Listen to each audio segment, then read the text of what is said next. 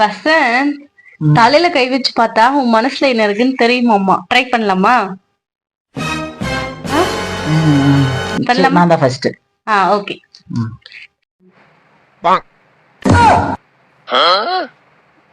சரி, ஓகே. ஓகேவா? இப்ப நீ இல்ல வேணாம் விடு. ஏன்? எனக்கு என்ன தெரிய போகுது? கடன், இஎம்ஐ, லோன் இதென்ன தெரிய போகுது? வேணாம் விடு. பரவாயில்ல, இருந்தாலும் நானும் பாக்குறேன். ஓகே.